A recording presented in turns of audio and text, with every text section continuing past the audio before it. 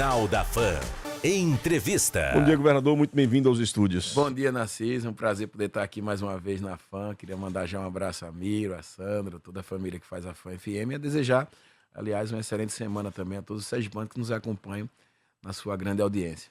Governador, vamos começar sobre gestão. Daqui a pouquinho a gente entra no assunto que com certeza está todo mundo na expectativa, que é a política.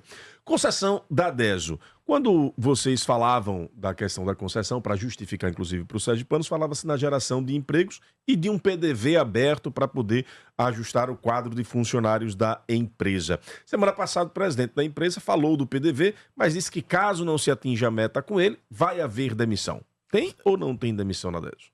As duas coisas têm veracidade. Primeiro, que quando você faz uma concessão, a empresa vencedora, no caso foi a Iguar, ela tem um plano de investimentos que ela se comprometeu através do contrato que ela deve assinar nos próximos dias.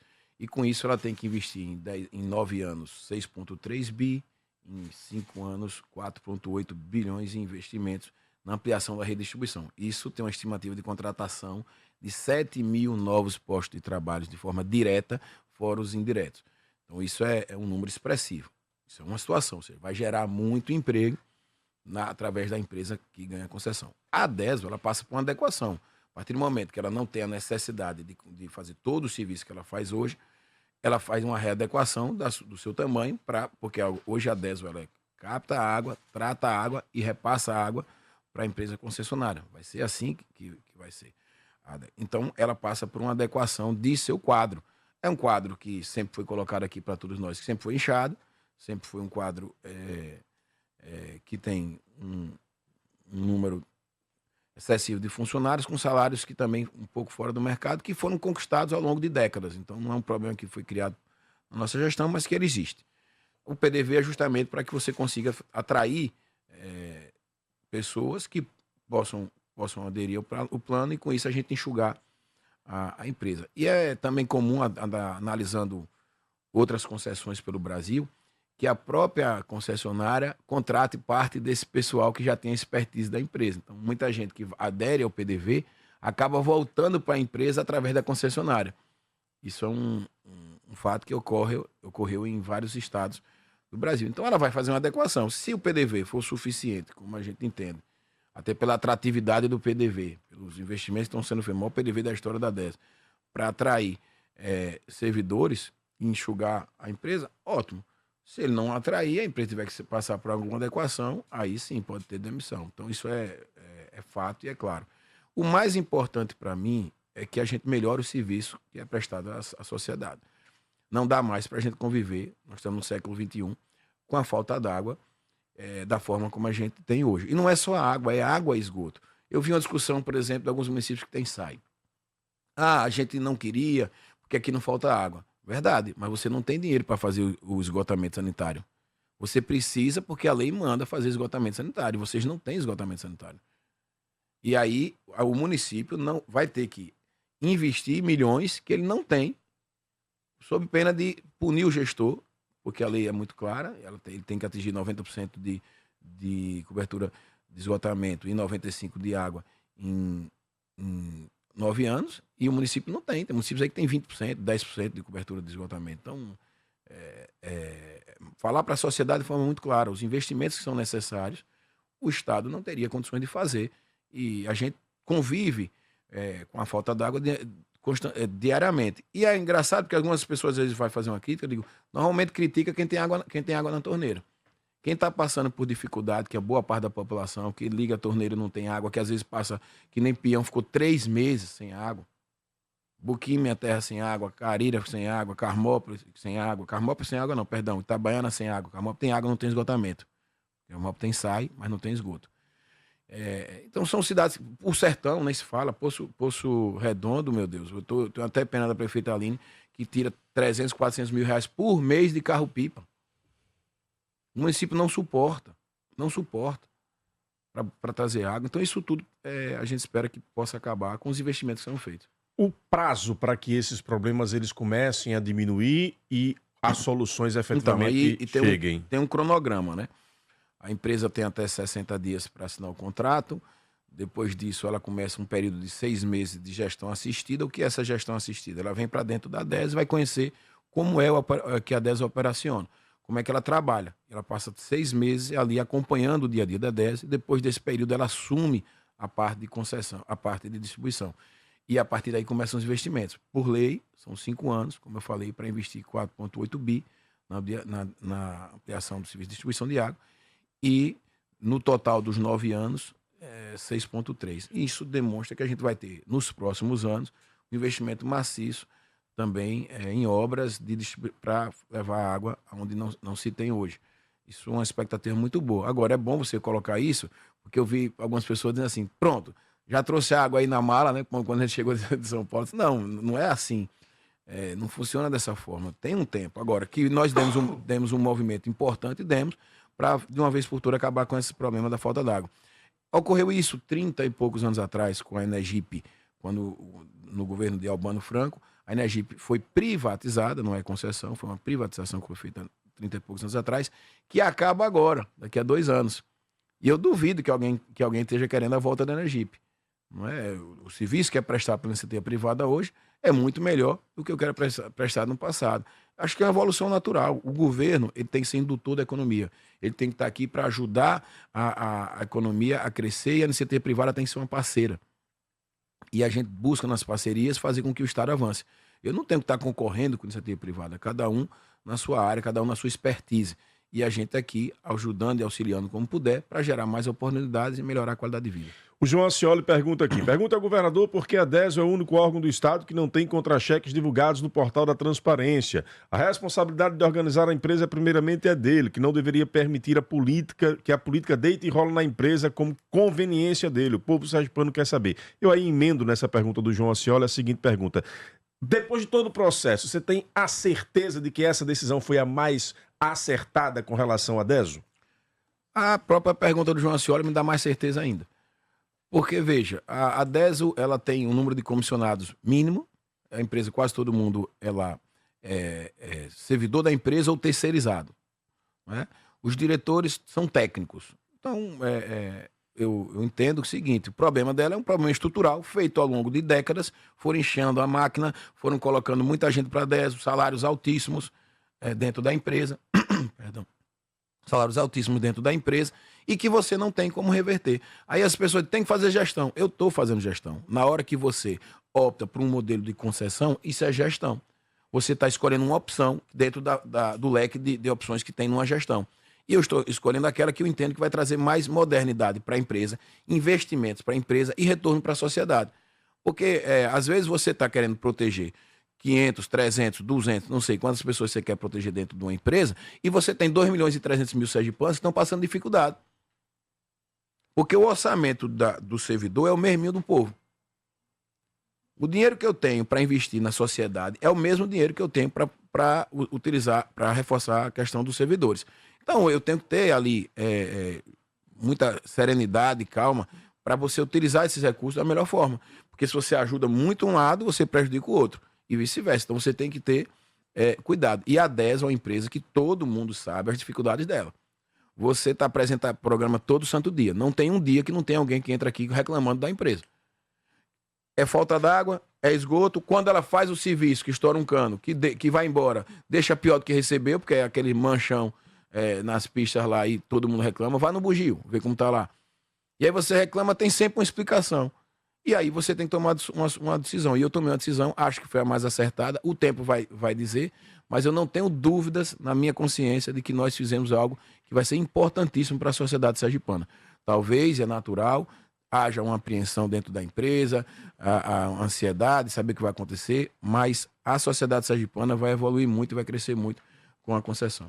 Geração de empregos e resultados dos investimentos nos festejos juninos. Na última sexta-feira você fez uma coletiva divulgando esses dados. Queria que você reforçasse esses dados aqui. Muito bom, Narciso. Na sexta-feira nós fizemos um apanhado dos investimentos que nós temos feito na cultura e no turismo. E aí nos festejos juninos a gente apresentou o São João, né? E foram 60 dias de São João. Nós investimos 27 milhões, arrecadamos 7 milhões em patrocínio. Então aí fica um investimento aí de 20. E o Estado arrecadou somente em ICMS 86 milhões de reais nos 2 meses, a mais do que no ano anterior. E se formos comparar com 22, antes da minha chegada, foi 118, quase 120 milhões a mais. Então, isso mostra uma evolução da nossa arrecadação e o investimento que foi feito, foi assertivo. Eu digo que investir no turismo é indústria sem chaminé. Você gera emprego, você gera renda, você gera alegria para as pessoas. E a gente apenas foi apresentar com dados aquilo que a gente fala na rua, quando a gente expressa a importância do investimento. Eu sempre faço um comparativo. Você acha que a Bahia, que o Pernambuco, que o Rio de Janeiro, ele investe no carnaval só por gastar ou porque dá retorno? Claro que dá retorno. Claro que eles trazem muitos turistas. Claro que ali movimenta a economia deles e que aquele turista depois retorna. E a prova disso, eu estava conversando com um proprietário de hotel semana passada, ele agradecendo, dizendo: governador, nós estamos com o melhor agosto da nossa história. Melhor ocupação hoteleira da nossa história no mês de agosto. Por quê? Porque os eventos, quem vem, gosta e retorna depois em outro período com sua família. E aí você reflete todo a economia diante dos festejos, seja ele dos festejos juninos, seja ele um pré-caju, seja ele do Natal Iluminado, seja ele da Páscoa Encantada, seja ele do Verão Sergipe. Todos os eventos que a gente tem promovido, e agora no mês de outubro vamos ter essa novidade da Vila da Criança lá na Orla também, isso atrai turistas, movimenta a economia.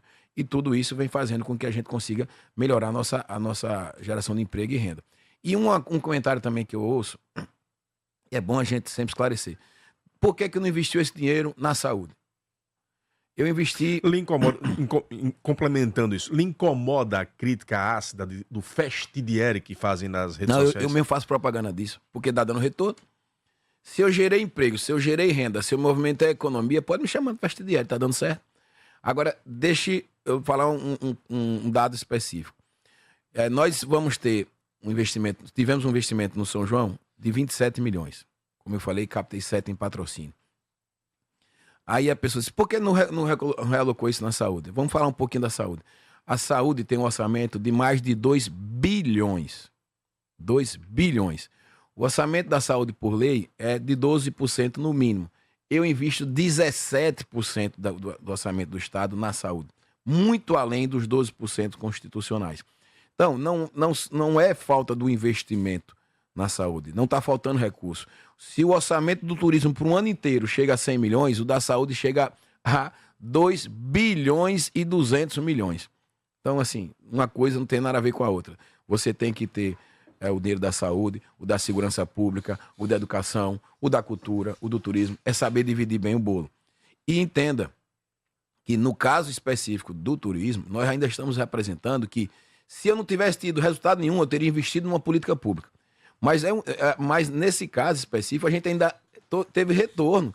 Nós ainda conseguimos trazer arrecadação muito superior ao investimento. Como diz a Secretaria da Fazenda, é muito bom emprestar dinheiro a vocês, porque o dinheiro volta com juros muito alto, um retorno muito alto. Ou seja, você investiu 27 e trouxe mais de 80 de retorno. Então isso é muito bom para o Estado. Gerei emprego, gerei renda para o próprio Estado e para a população.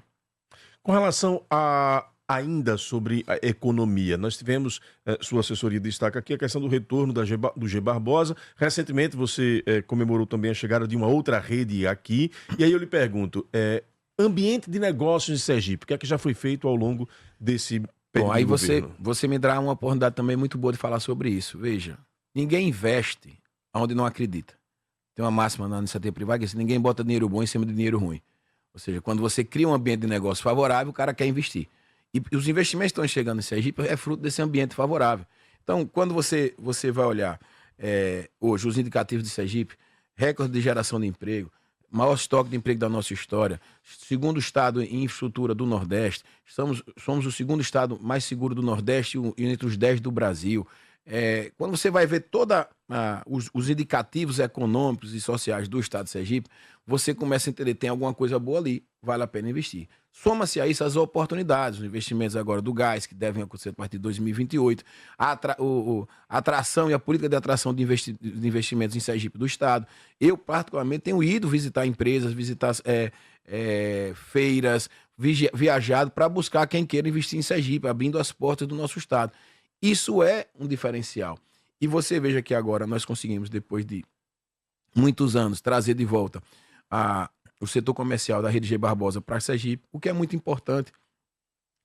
Os representantes comerciais que vêm de todo o Nordeste para cá, se hospedam aqui, usam o táxi daqui, restaurante daqui. E isso traz toda a oportunidade também de você colocar mais fornecedores sergipanos dentro da rede. Aí vem para cá a Rede Atacarejo, 15 novas lojas, investimento de mais de 700 milhões de reais nos próximos 5 anos, onde eles vão gerar aí, entre diretos e indiretos, quase 20 mil empregos. Então isso é muito importante para a nossa economia. E isso é porque, como disse o próprio presidente da empresa, nós encontramos um excelente ambiente de negócio no estado de Sergipe. O estado é pujante, é crescente, as pessoas entendem que tem um diálogo aberto com o governo, e isso é uma característica que nós tentamos impor dentro da nossa estrutura de governo. Empresário que queira investir em Sergipe vai ser sempre muito bem-vindo. Quem quer gerar emprego no meu estado vai ser sempre muito bem-vindo. E as condicionantes a gente vai ofertar o que puder para que ele possa vir para cá. Porque é só assim que você vai mudar. Também tem que falar da legislação tributária. O Sergipe, ele investiu muito em desburocratizar a sua legislação tributária para facilitar as pessoas que querem vir para cá. O amigo da gente que a Cefaz fez é um programa importantíssimo, porque ele tem uma fazenda hoje que não é mais punitiva, mas é aconselhadora. Ela chega, ela mostra, olha, isso aqui está errado, vou lhe dar um prazo, se adequar, não vai com aquela ânsia de sair mutando ninguém. Então isso também mostra uma outra visão do Estado do ponto de vista de parceria com a iniciativa privada, e vai se criando um excelente ambiente de negócio que possibilita quem quer vir para cá, para Sergipe. Eu sou garoto propaganda do meu estado mesmo, viajo o Brasil e o mundo divulgando o meu estado, me orgulho dele e das pessoas que aqui estão, e acho que tem dado resultado porque os números falam por si só.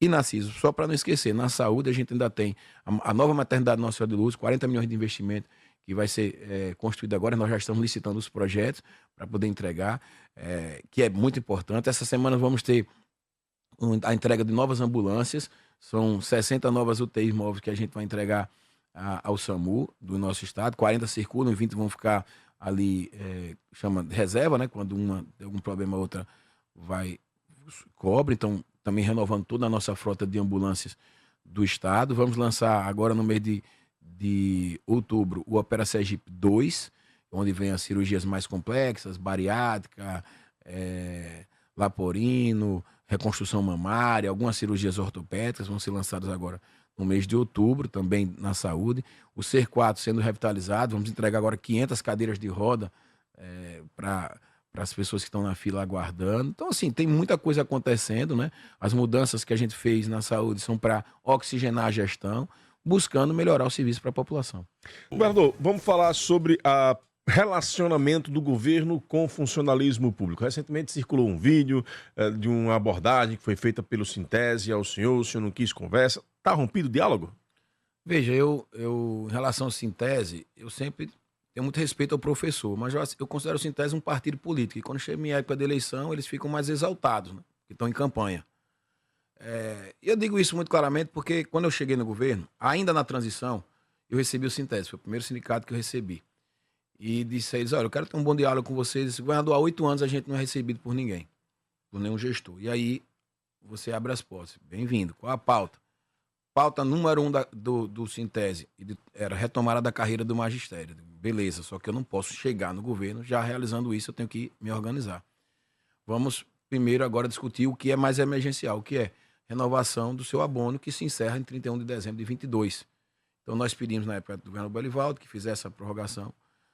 Só que com um diferencial, eu insisti que eu deveria ir ano a ano incorporando esse abono para os aposentados também terem esse direito. Então, todo ano eu acrescento um pedaço desse abono à folha salarial para que o aposentado também herde isso.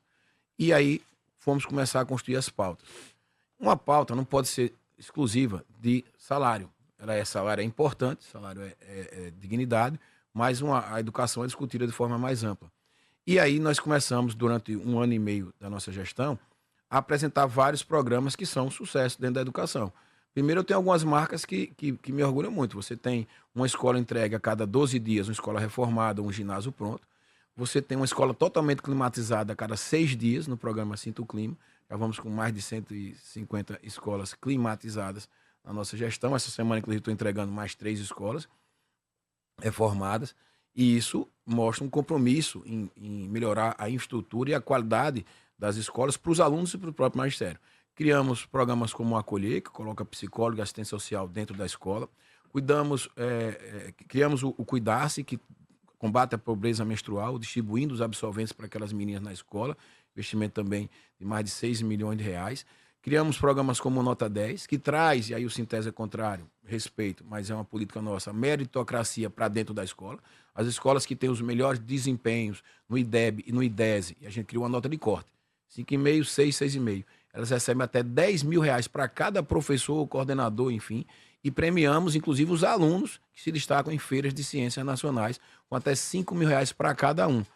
E isso, no primeiro ano, você tem ideia, nós falamos em 16 milhões de investimento em 23, para 24, esse valor já está chegando próximo a 50 milhões, a expectativa. Por quê? Porque as escolas foram melhorando seus indicativos, e isso é aferido de forma nacional, não é uma notinha aqui, é IDEB, né, que é a referência da gente.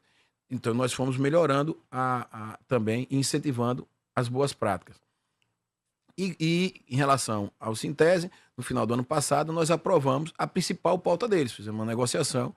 O próprio Sintese fez um vídeo concordando, porque eu disse a ele que se eles não fizessem, porque eu conheço como é isso, se eles não fizessem dizendo que concordava, eu não enviaria o projeto para a Assembleia, porque é um investimento de 240 milhões de reais do Estado para a retomada da carreira do magistério, dividido em 2 anos, janeiro de 24 e janeiro de 25.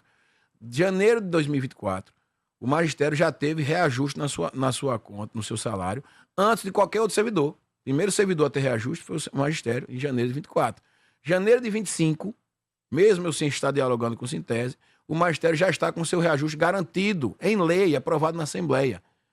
Já vai entrar, daqui a 3, 4 meses, né, no salário do servidor, o reajuste do magistério para janeiro de 2025, já considerando a retomada, um intervalo de 1% em cada categoria, diferenciando de uma para outra, chegando de 6% a 26% para o ativo e de 10% a 30% para o inativo de reajuste. Ou seja, nós fomos atendendo as pautas do magistério, nós fomos atendendo tudo aquilo que eles tinham como pleito, e principalmente o maior pleito, que era a retomada da carreira do magistério. Mas, mais uma vez, nunca é bom, nunca está satisfeito, tem sempre mais. Eu digo, olha, aqui não é um saco de dinheiro para lhe atender, não. Aqui tem compromisso, aqui tem planejamento, aqui tem outras categorias e tem uma sociedade inteira que vem do mesmo lugar. E atendi eles várias vezes, até uma hora que eu cheguei e disse, olha, eu não sei trabalhar assim. Eu abro as portas, atendo vocês, digo o que eu posso e o que eu não posso. E você vai lá fora e fica fazendo greve em cima de greve, que você não me prejudica. Eu já sou formado, você está prejudicando os alunos. Você está prejudicando essa turma que precisa do seu trabalho. Então, eu acho que a relação, quem degringolou, quem estressou, foi o próprio sindicato, porque eu abria as portas do palácio, recebia eles, dizia, posso isso, não posso aquilo, e eles iam lá fora e tome greve. Se eu atendi o maior pleito de vocês, da retomada da carreira, se eu estou, inclusive estou atendendo, né, porque é um investimento de 240 milhões, estou realizando melhoria na infraestrutura de todas as escolas, melhorando merenda, melhorando colocando os ar-condicionados na sala de aula, estou trabalhando para melhorar. E nunca tá bom, então é o seguinte. Eu já entendi de vocês. Vocês vão lá, façam seu movimento democrático, faça sua greve, a justiça disse que é ilegal ou não. Em todas ela decretou como ilegal, né? Vocês façam o seu papel e eu vou fazer o meu. Vamos dialogar. Eu não tenho nada para dialogar com você. Porque toda vez que eu dialogo, nunca serve. E você no dia vai fazer greve, então não tem que assunto para tratar com você. O secretário Zezinho está lá, vai tratar com o secretário Zezinho e eu vou tocar minha gestão. Não deixo de atender a educação. Os índices da educação do Estado de Sergipe são muito melhores desde que nós assumimos. Nós estamos investindo. Se eu chego numa escola e eu visitei, eu duvido que tenha um governador que tenha ainda mais escola pública do que eu. Eu já estou chegando à marca de 100 escolas públicas que eu fui. Inclusive, em algumas delas, eu vou e almoço lá com as crianças, sento, converso, dialogo. Tenho uma relação maravilhosa com os professores. Eu não tenho uma relação boa com o Sintese, mas me traga alguém que tenha, né? Porque o Sintese é o mesmo que fez o enterro de Deda. Então, assim, não muda nada. É aquela mesma turma que está lá. Então, tá tudo bem. Imagine-se tomando café na varanda com vista para o charmoso Central Garden, a maior e mais nova área planejada da construtora Celi. Essa é a vida no Arbo Residência, com ambientes integrados e suítes em todos os apartamentos. Você escolhe entre aconchegantes plantas de 2 ou 3 quartos. Como o primeiro projeto vertical da região, o Arbo Residência já tem alta valorização em apenas 3 meses de lançamento. É mais que um lar, é um investimento inteligente no seu futuro. Arbo Residência, onde a natureza e a vida urbana se encontram.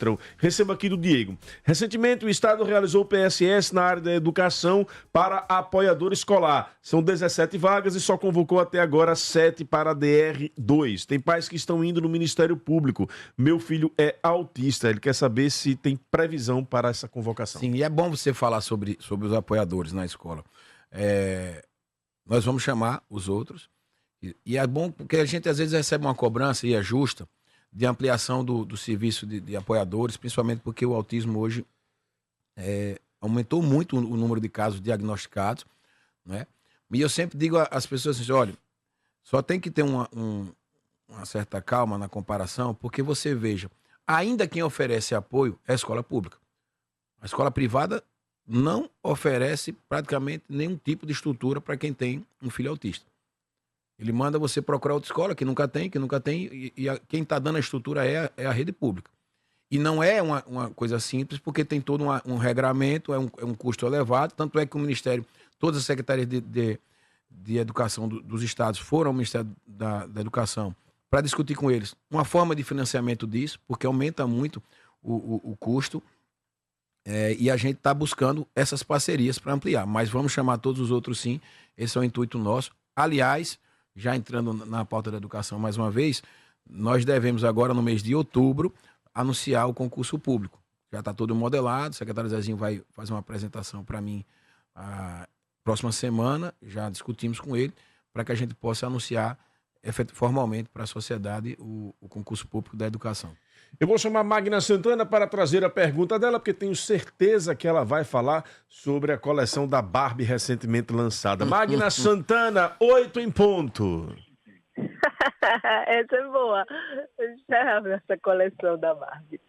Mas, enfim, obrigada, Narciso. Bom dia, governador. Seja bem-vindo. Governador, meu questionamento é o seguinte. Bom, Narciso já fez alguns, né, na questão administrativa, mas eu só faço na questão administrativa apenas para reforço. É a questão da DESO. O senador Rogério Carvalho, seu principal opositor, podemos assim dizer, né, saiu com uma nota de repúdio, dizendo que o governador vendeu a água e que agora está vendendo os trabalhadores.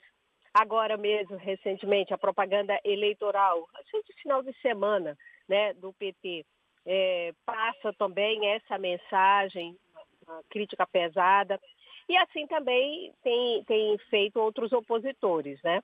Eu pergunto, aí na questão administrativa, o que vai ser feito a curto prazo, curto mesmo, para que a população sinta que essa foi a melhor medida?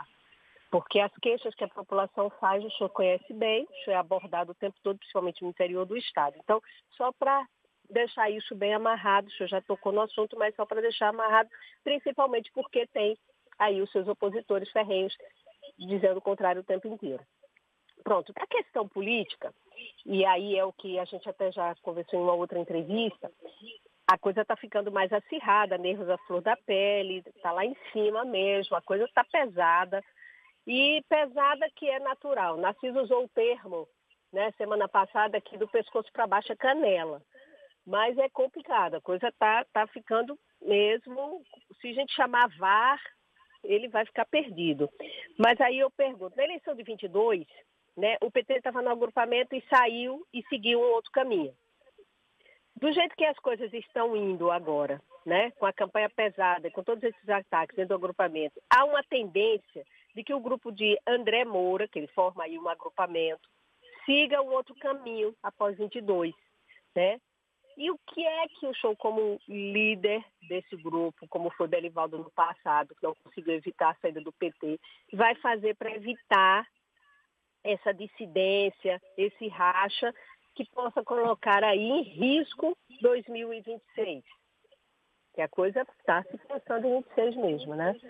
Como é que o senhor está administrando isso ou pensa em administrar isso? Porque não tem jeito, o cristal já está rachado, não cola mais, fica meio difícil, né, governador? Governador, fica à vontade para responder aí a Magna Santana. Eu pensei que tinha encerrado o programa às 8 e aí eu não ia poder responder a Sandro Magna. deu a gente até 9 horas hoje.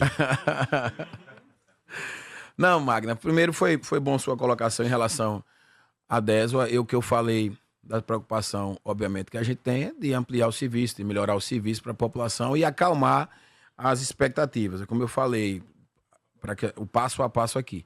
Os primeiros 2 meses a empresa tem para analisar e assinar o contrato, depois disso ela entra numa gestão assistida de 6 meses e só após esse período é que efetivamente a empresa começa a assumir, ela assume a concessão e começa os investimentos que serão vistos nos próximos anos aqui à frente. Até lá, a própria DESO está conduzindo os seus investimentos, está conduzindo o dia a dia da empresa, como ela já vem fazendo.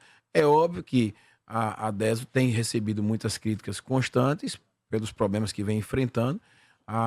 Tem sido feito um esforço muito grande, inclusive os investimentos que foram iniciados pela DESO em captação de água, exemplo da adutora do Curralinho, que já está em licitação, que vai ser uma obra importante lá para o Sertão, principalmente para Poço Redondo, que promete resolver aquela situação. Esses investimentos continuam. A DESO, no programa Águas para Você, são 370 milhões de reais que estão sendo investidos, e esses investimentos eles continuam independente da concessão, porque a concessão, ela efetivamente, ela assume, a empresa a concessionária vai assumir, vamos dizer assim, em 8 meses. Né? Então, leva-se um tempo, como eu falei, tem que ter calma. Sobre as críticas do senador Rogério, eu estou esperando o dia que ele vai elogiar. Ele só sabe criticar e ele acha que está dando certo, bom para ele. Né? Deve estar dando muito bom. Né? Não vi o programa eleitoral que a candidata Candice fez criticando. Está no papel dela, é democrática, ela pode criticar, pode elogiar, isso é a democracia desse direito. É que eu só assisto até o 4º colocado, do 5º para baixo eu não consegui assistir não, porque eu tenho que pedir voto na rua, aí não deu para assistir o programa. Não conseguiu acompanhar. Não consegui acompanhar. E sobre a política, essa questão de pedir calma, de conversar com os aliados, tudo isso foi muito discutido antes da campanha. A gente dizia, olha, o ideal é a unidade. Se não há consenso, não há possibilidade de ter uma unidade no primeiro turno, vamos tentar construir uma campanha dentro do possível, muito respeitosa, entendendo o direito do outro de colocar o seu nome à disposição para que a gente consiga manter a unidade. Claro que já era esperado que houvesse, em alguns momentos, um pouco mais de acirramento, de ânimos exaltados. Eu discordo de qualquer tipo de agressão. Eu quero aproveitar o seu programa, Narciso, para deixar isso muito claro. Tanto discordo de agressão do meu candidato, quanto as agressões que a gente tem sofrido nos disparos de massa de WhatsApp, que são aquelas agressões covardes, né? Porque você não tem a coragem de botar seu nome, aí dispara em WhatsApp para agredir a todos. Então, para mim, as duas coisas estão erradas. A agressão feita com disparo de massa e a agressão nos disparos de WhatsApp, inclusive a mim, que não sou candidato a nada, mas é do jogo. E as agressões que foram feitas também pelo nosso lado. Então eu acho que a minha posição é muito clara, discordo. O povo não quer isso, o povo quer proposta, o povo quer ver quem é mais preparado, quem tem condições de tocar o nosso estado, quem tem condições de fazer um trabalho pela nossa cidade. E eu tenho essa leitura muito clara. Eu nunca precisei disso para poder ganhar a eleição, para chegar onde eu cheguei. Sempre cheguei mostrando o que eu posso fazer pelo meu estado, pelos meus eleitores. E, graças a Deus, tenho tido mais êxito do que insucessos. E acho que essa é a melhor forma de se fazer política. Então, eu condeno qualquer tipo de agressão. Aliás, tem uma relação muito boa, e aí eu já vou chegar na outra pergunta de Magna, que ela nos aperta sem abraçar, sabe como é? Então, bem ao estilo dela. Bem ao estilo dela, mas eu quero deixar muito claro, minha relação é muito boa com o ex-governador Belivaldo, quem eu tenho muito carinho e respeito, e sempre deixei muito claro que recebi dele um estado organizado, e que esse é o grande legado dele para mim, e não tenho por que discordar e desfazer de nada do que eu disse, porque quero muito bem a Belivaldo. Minha relação com o ex-deputado André Moura também sempre foi muito boa, muito tranquila, a gente conversa, a gente dialoga. É claro que nesse período eleitoral, onde ele tem a candidata dele, que é a filha dele, e eu tenho o nosso, que é Luiz Roberto, a gente tem conversado um pouco menos, né? Isso faz parte, mas a gente sempre teve uma relação muito respeitosa e não vejo por que não manter. Até porque da minha parte, e acho que da dele também, a gente tem tido sempre um diálogo muito transparente, né? Nós temos alguns amigos em comuns, como o secretário Zeca, que é muito próximo dele e é uma pessoa que eu gosto muito, que a gente sempre está conversando, dialogando, e quando tem alguma coisa que me incomoda, eu vou e digo, olha, isso aqui eu acho que não precisava. Da mesma forma, ele fala comigo e a gente tenta intermediar para que as coisas se mantenham dentro de uma chamada normalidade.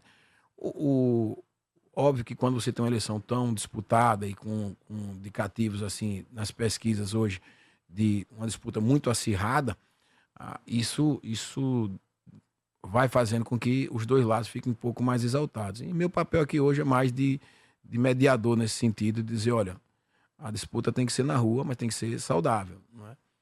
Claro que se isso vai ter consequência ou não, ruptura ou não, se isso vai causar algum dano para o futuro, eu vou lidar com cada dia com sua agonia.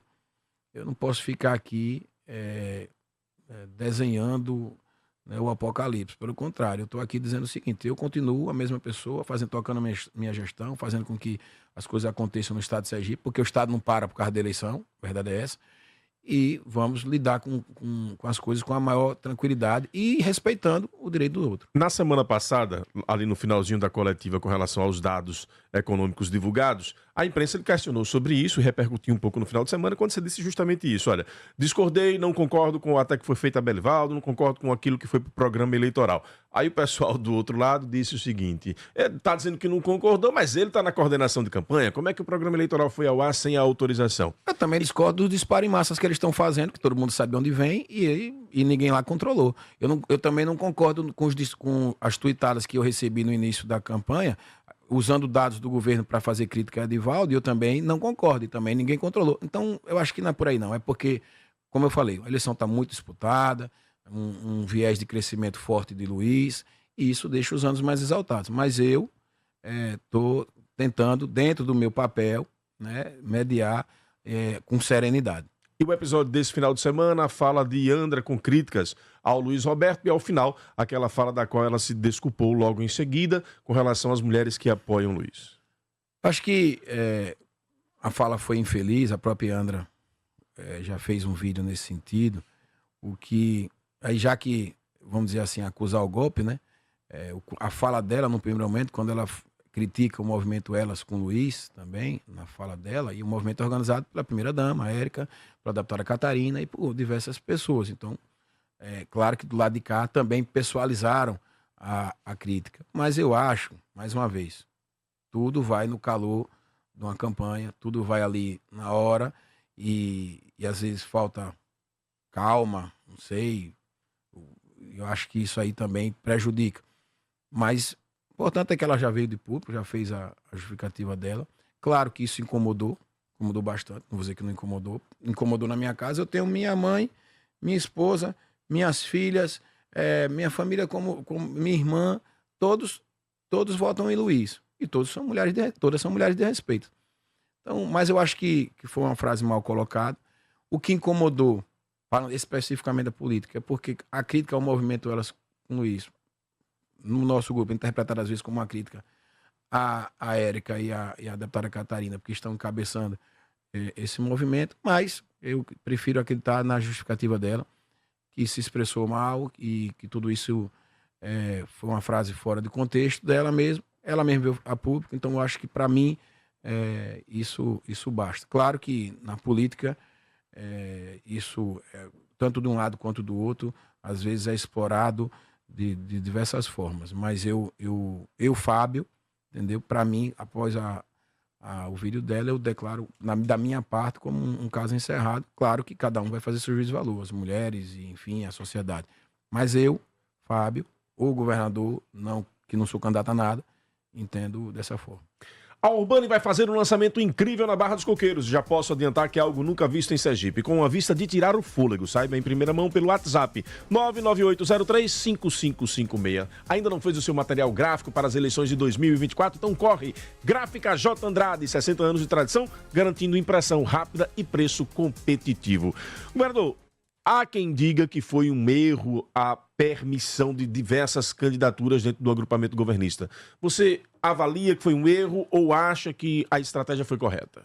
Não, eu acho interessante a palavra permissão. Como se eu fosse dono de alguma coisa, ou como se eu fosse líder dos partidos aliados. O governador é um líder de agrupamento político e o meu perfil não é de imposição. Meu perfil é de construção. Mas a gente só constrói uma aliança quando a aliança quer. Então, todos eles disseram, governador, com todo respeito, nós somos aliados do senhor, nós temos uma grande parceria com você, mas nós temos uma divergência na situação de Aracaju. É da política. Tem um problema pessoal com o prefeito Edivaldo, enfim, não sei, quer disputar o processo eleitoral, faz parte do jogo democrático. E a gente entendeu dessa forma. Que deveria respeitar. Até porque, vamos lá, Narciso, o que é que eu ganharia dizendo o seguinte, não aceito. Aí o grupo, beleza, então a partir de hoje nós estamos todos rompidos, porque cada um vai construir o seu caminho. Então, qual é a lógica disso? É muito melhor dizer o seguinte, não, se é a sua vontade, é o seu desejo, vá, construa o seu sonho, eu vou estar aqui onde sempre estive e honrando minha palavra, quero ganhar, embora respeito o seu direito de se candidatar, de Daniele, de André, enfim. Mas eu vou apoiar o meu candidato e vou para a rua para ganhar, porque ninguém vai ficar à rua pensando em perder. Quem escolhe é o eleitor, mas a pessoa tem que sair de casa com um pensamento de vitória. Então eu tenho isso dentro de mim. Eu respeitei e entendi, porque não é algo que muitas vezes as pessoas dizem assim, o senhor deixou. Eu deixei, eu lá mando em ninguém, rapaz. A gente constrói, a gente dialoga, mas chega uma hora que nem tudo dá para acontecer.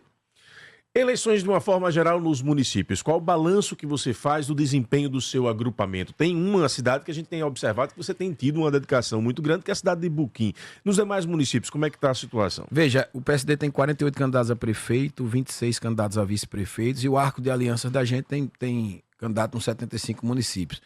Eu entendo que o PSD tem um número ali de 30 municípios como um número como uma meta factível, e o agrupamento tem uma possibilidade de chegar a 60 municípios. Hoje nós temos 61 municípios que apoiam a gestão. Acho que esse número de 60 é um número de todo o arco de alianças importante, manutenção, porque demonstra a força do nosso agrupamento. Isso falando friamente nos números. Claro, quando você vai para uma campanha eleitoral, o poder de escolha está na mão do eleitor.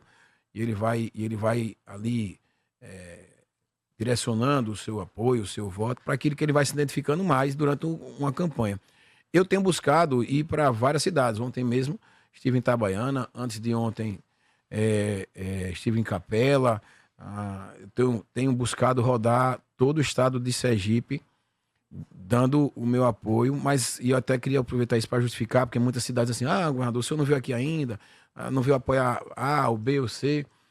Eu tenho dificuldade de estar em todo lugar, porque falta tempo mesmo para estar em tanta cidade. Graças a Deus, a gente tem muitos amigos candidatos, tenho buscado apoiar, fazer vídeos, enfim, mas presencialmente, né, fisicamente, eu tenho mais dificuldade por questão de tempo mesmo, de estar em todo lugar.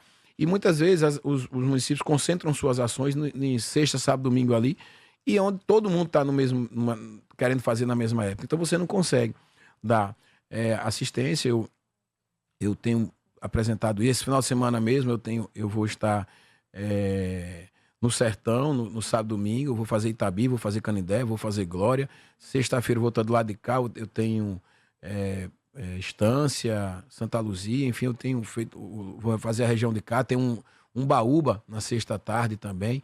Tô buscando apoiar os amigos. Acho que o resultado, pelo cenário que a gente tem, acompanhamento que a gente faz de pesquisas e tudo mais, é positivo para a gente, para o nosso agrupamento. Espero que a gente se confirme na urna. Como é que você avalia essa colocação? Magna já colocou um pouquinho também, de que já não tem mais jeito, o Cristal trincou aqui na capital, o resultado da capital vai trazer consequências para 2026, André vai romper com o Fábio, como é que você... Cada dia com sua agonia. Mais uma vez, eu repito, em relação a agrupamento, eu tenho tido uma postura de conciliar e tentar distensionar, principalmente a questão de Aracaju, interior, algumas cidades que são mais complexas, mas de uma forma geral o problema está mais concentrado na capital pela importância da capital. Em relação a André, zero problema comigo, tenho uma relação boa com ele, continuo mantendo isso. André foi correto comigo nas eleições de 2022 e eu tenho sido correto com ele nessa relação que a gente tem de parceria, zero problema com isso.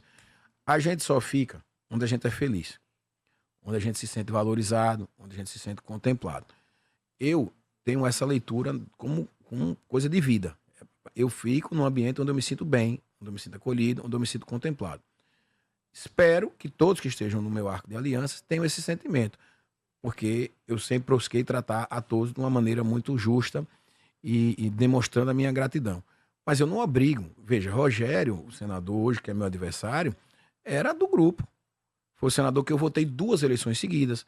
Foi alguém que eu botei meu tio como primeiro suplente dele. Mas ele optou por um outro caminho, faz parte. Hoje ele opta por fazer críticas e mais críticas em cima da minha gestão. Mas era alguém que durante toda a minha vida eu busquei ajudar e apoiar. E ele sabe o que eu estou falando. Então é uma questão de opção. É uma questão de opção. Ele fez uma opção por estar em outro caminho. Respeito, vai construir a vida dele. Então quem está aqui no meu agrupamento, eu procuro ajudar da melhor forma. Agora fica quem quer. Fica quem se sente contemplado, quem se sente feliz, quem se sente reconhecido. Porque isso é a vida e a política repete a vida. Então a minha relação hoje com todo o meu agrupamento é muito boa. E especialmente, André, porque eu acho que existe uma não sei se é uma tentativa, não sei se é ali uma pimentinha que as pessoas tentam botar, de tentar construir ou desconstruir essa relação. Eu construí uma ruptura que não existe. Da minha parte, nunca existiu. Mantenho isso.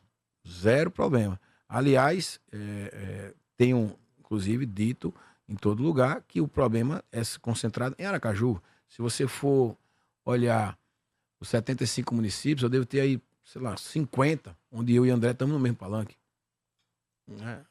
Se isso for feito essa análise. Então, não tem por que ser diferente. E espero que a gente possa, daqui a 20 dias, estar encerrando essa primeira fase, que é o primeiro turno, e possa construir a partir dali um diálogo, porque temos uma tendência natural de segundo turno. Obrigado pela participação, pela vinda aqui aos estúdios. Até uma próxima. É bom sempre que fiquem assuntos para depois. Hoje a gente não conseguiu colocar uma quantidade boa de ouvintes, apenas lemos aqui algumas mensagens. Enfim, fica para uma próxima. Eu que agradeço. Obrigado pelo espaço, obrigado pela oportunidade da FAM de nos ouvir aqui, de falar um pouquinho sobre nossa gestão, sobre as ações do governo, os números do governo e também um pouquinho sobre política, já que a gente está num período que é importante para a nossa democracia, que é a escolha dos nossos representantes municipais.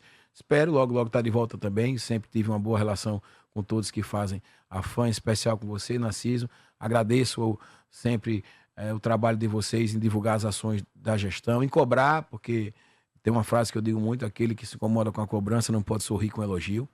E eu não tenho problema com cobrança, eu trabalho sabendo que isso faz parte do meu dia a dia. E a FAM sempre teve essa característica da independência. Ela cobra quando acha que tem que ser cobrado, ela também elogia quando acha que tem que ser elogiado. E isso, para mim, tem um peso e um valor muito grande. Então, parabéns pelo seu trabalho, desejar uma excelente semana a todos, uma semana abençoada. Dizer ao povo de Itabaiana que foi triste a eliminação ontem, mas tem que ter muito orgulho, porque o time subiu, o time fez bonito. Fiz questão de ontem lá, mesmo sendo torcedor de confiança, de prestigiar o jogo. Não foi como a gente esperava, mas o importante é que o Itabaiana vai estar na Série C do ano que vem. Então, um abraço à torcida do Tremendão. E, mais uma vez, Deus abençoe o povo sergipano. Mano, para encerrar mesmo, que eu não podia, já ia esquecer de fazer essa pergunta. Essa questão das perseguições e dos discursos de perseguições. A Pedrinhas teve um fato esse final de semana. Em outros municípios também tem um pouco essa argumentação. Como é que você encara essa crítica? Quero primeiro agradecer ao senador Laércio, que de pronto, no mesmo ato ali, já fez uma fala importante, mostrando que discordava do discurso de perseguição. E que o perfil nosso nunca foi de autoritarismo, nem de nenhum tipo de perseguição política. Nunca fiz política assim. Esse discurso, ele é muitas vezes empregado por quem está perdendo a eleição, né? Quem está atrás nas pesquisas tem um hábito, infelizmente, não são todos, de estar dizendo que é perseguido, dizendo que é coagido, enfim. E eu acho que a gente ganha e perde na urna e na disputa. A polícia, se você não tem a polícia, é porque está deixando correr frouxo. Se a polícia atua, é porque está perseguindo. Eu confio muito na minha polícia. São homens e mulheres de bem. São pessoas que estão ali cumprindo o seu papel e que fazem um trabalho importantíssimo. Não à toa, nós temos o segundo estado mais seguro do Nordeste e estamos entre os 10 do Brasil. E dizer a quem adota esse discurso de perseguição e que traga o discurso junto com provas. Não é que não possa estar acontecendo. Tem municípios que têm um histórico de mais violência, um histórico de política mais acirrado. E a polícia tem que ser enérgica nesse sentido, sim. E também combater a compra de votos, que é outra coisa também que a gente tem que combater muito, que é a questão da compra de votos que possa existir no nosso estado, e a polícia tem que ser atuante. E eu espero que a gente possa adequar o discurso à realidade. Você viu ontem a fala infeliz do eleitor lá do PT que disse que a polícia estava no papel dela, errado era o governador. Eu quero dizer que, porque a polícia prendeu o filho da Eliane Vip, que é uma pessoa de bem, que eu conheço. A Eliane é uma mulher que eu tenho carinho e admiração. Todo mundo sabe que lá eu tenho um compromisso com a prefeita França, elas eram aliadas, romperam, e eu disse à vice, dona Leandro, a senhora vai, está no seu direito, está no seu papel, a democracia é isso, mas eu não posso mudar, porque eu estou onde eu sempre estive. Mas tenho tido uma relação sempre muito respeitosa com ela. Felizmente teve o episódio da prisão do filho dela, que não foi por questões eleitorais, você mesmo já esclareceu.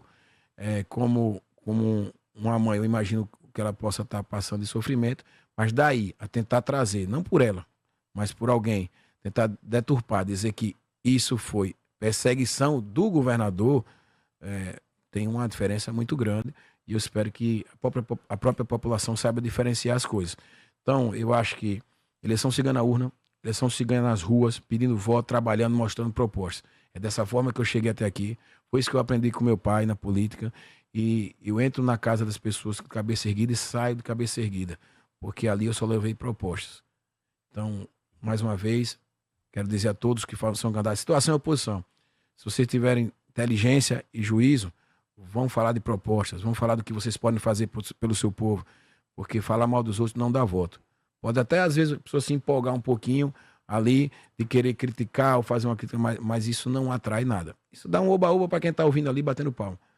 Mas o eleitor que está em casa, o cidadão que quer saber como é que vai melhorar a sua vida, não é agredir ninguém que você vai conseguir.